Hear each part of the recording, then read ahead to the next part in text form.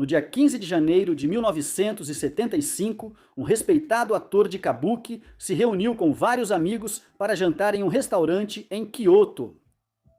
Lá, ele pediria um prato muito incomum, um prato que seus companheiros se recusariam a tocar, mas do qual ele se serviria não de uma, mas de 4 porções.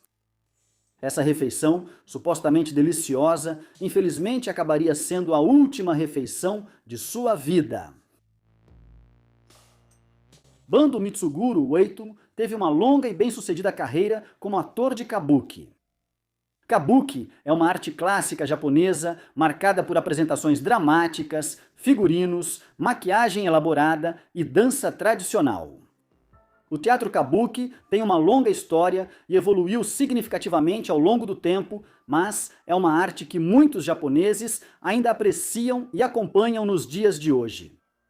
Bando iniciou suas apresentações nos anos 1930 e nos anos 1970 já era destaque.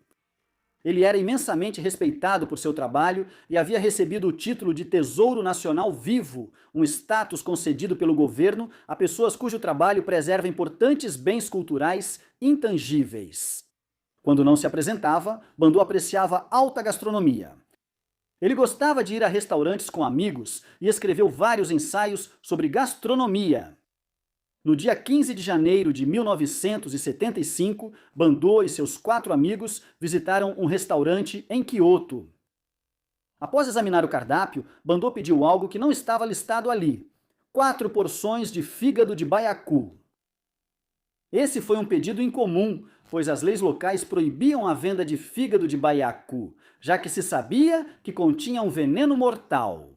O baiacu, ou fugu, ainda assim era considerado uma iguaria em todo o Japão. O fígado, os ovários, os olhos e a pele do peixe continham uma toxina mortal conhecida como tetrodotoxina, para a qual não havia cura conhecida. Mas se todas essas partes fossem cuidadosamente e completamente removidas, o que restava podia ser consumido com segurança e dizia-se que era delicioso. O fígado, apesar de ser venenoso, era considerado uma das partes mais saborosas do peixe e, por isso, ainda era consumido às vezes. Tratar os fígados, por exemplo, através de processos tradicionais de conserva, reduziria a quantidade de toxina a um nível suportável, e os comensais geralmente só provavam fígados de fugu em quantidades mínimas. Alguns relataram que o efeito paralítico da toxina fazia parte do sabor agradável, observando uma sensação de dormência nos lábios enquanto comiam. Nesta ocasião, porém, os amigos de Bando não quiseram arriscar comer as 4 porções de fígado de baiacu que ele, por fim, convenceu a equipe a servir para eles. Sem se abalar, Bando comeu todas as 4 porções, uma após a outra, garantindo aos garçons e aos amigos que não seria afetado. Ele disse que era imune à toxina que tornava o fugu tão mortal. Nas horas seguintes à refeição, porém, Bando Mitsuguru Eito começou a sentir dormência por todo o corpo. Isso rapidamente piorou para paralisia muscular e dificuldades respiratórias. Ele faleceu em seu quarto de hotel nas primeiras horas do dia 16 de janeiro de 1975. Anos depois, em 1984, foi imposta uma proibição nacional de servir fígado de fugu em qualquer lugar do Japão. Atualmente, para terem permissão até para servir as partes comestíveis do peixe, chefes precisam de no mínimo 3 anos de treinamento rigoroso. Apesar disso, ocasionalmente ocorrem acidentes em que clientes são envenenados por fugu preparado de forma incorreta. Fora dos restaurantes, o envenenamento por fugu é mais comum, pois pescadores às vezes identificam o peixe errado e frequentemente não sabem prepará-lo. Se apenas uma pequena quantidade de toxina for ingerida, pode ser possível sobreviver ao envenenamento por fugu, mas em quantidades maiores ainda não foi descoberta nenhuma cura para o veneno desse peixe. Em 1962, um tipo específico de queijo foi proibido na Itália. As leis que abrangiam a venda de alimentos infestados foram ampliadas para incluir esse produto, que, no entanto, era e continua sendo considerado uma iguaria em seu país de origem e ao redor do mundo. Queijo-maso é feito tradicionalmente deixando uma roda de queijo de leite de ovelha exposta ao ar livre e às moscas do queijo. Essas pequenas criaturas depositam seus ovos no queijo e os ovos se transformam em pequenas larvas que se alimentam e excretam o queijo para sobreviver. O processo de ser digerido pelas larvas dá ao queijo um sabor fermentado distinto e altera sua textura, tornando-a leve e espumosa. Segundo a tradição, queijo-masu é consumido como está, com as larvas ainda vivas. Notavelmente, essas larvas são capazes de pular pequenas distâncias, então é normal que os comensais mantenham a mão sobre o prato enquanto comem para desviar qualquer larva que possa tentar pular para fora. Quem quiser provar o queijo, mas teme comer larvas vivas, pode asfixiá-las colocando o queijo em um saco de papel. À medida que as larvas lentamente ficam sem oxigênio, elas pulam desesperadamente tentando escapar, às vezes batendo no saco de papel e fazendo um leve som de estalo. Quando esse som para, as larvas já não estão mais vivas e o queijo é consumido. O sabor geralmente é descrito como suave e cremoso, mas com um retrogosto ácido e um cheiro forte. Os apreciadores gostam de saborear o queijo espalhado em um pedaço de pão achatado, acompanhado de um vinho forte. Queijo-maso alcançou certo grau de fama, tanto entre aqueles que o consideram repugnante, quanto entre os que o consideram uma iguaria. Infelizmente, para esse último grupo, é ilegal vender ou servir o queijo ao público em geral.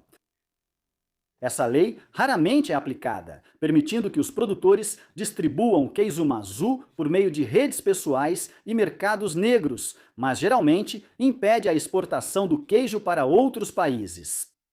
Assim, queijo-masu continua sendo uma iguaria ou um horror, que geralmente só pode ser experimentado em sua terra natal, a Sardenha.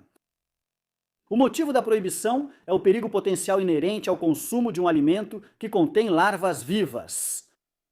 É possível, embora não seja comum, que as larvas sobrevivam dentro do corpo humano.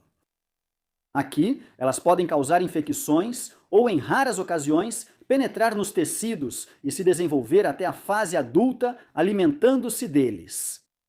Não há casos confirmados disso acontecendo com queijo-masu, mas a possibilidade ainda existe.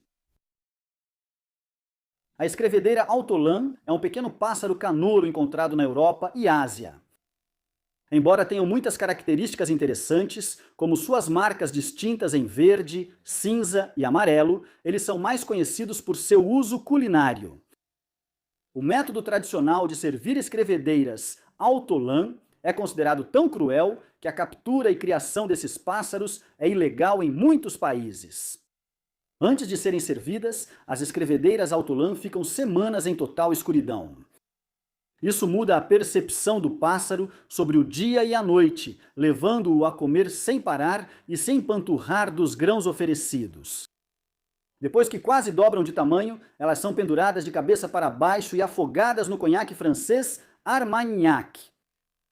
Os pássaros afogados marinham no conhaque antes de serem depenados, temperados e cozidos em sua própria gordura. Após exatamente 7 minutos, o pássaro é servido. A tradição dita que ele seja comido inteiro, com o comensal segurando-o pela cabeça. O prato é servido com um guardanapo, que o comensal coloca sobre a cabeça enquanto morde o pássaro. Essa cobertura na cabeça ajuda a concentrar os aromas delicados do pássaro. Mas alguns dizem que ela também serve a um segundo propósito: esconder o rosto do comensal enquanto ele se entrega, envergonhado, a uma iguaria que exigiu grande crueldade em sua preparação. Normalmente, um único autolã é comido em uma única mordida, restando apenas o bico. Os ossos do pássaro são delicados e podem ser consumidos, mas alguns preferem cuspi-los e usam o mesmo guardanapo com que antes cobriram a cabeça para limpar qualquer sujeira. O autolã não aparece mais nos cardápios dos restaurantes, mas ainda está disponível para quem tem as conexões certas ou paga um valor extra. Os pássaros são obtidos através de um mercado negro próspero, onde uma única ave pode custar mais de 200 euros Por mais cruel e estranho que o alto-lã possa ser, seu status quase lendário como uma comida proibida só serve para torná-lo ainda mais desejado por certos comensais.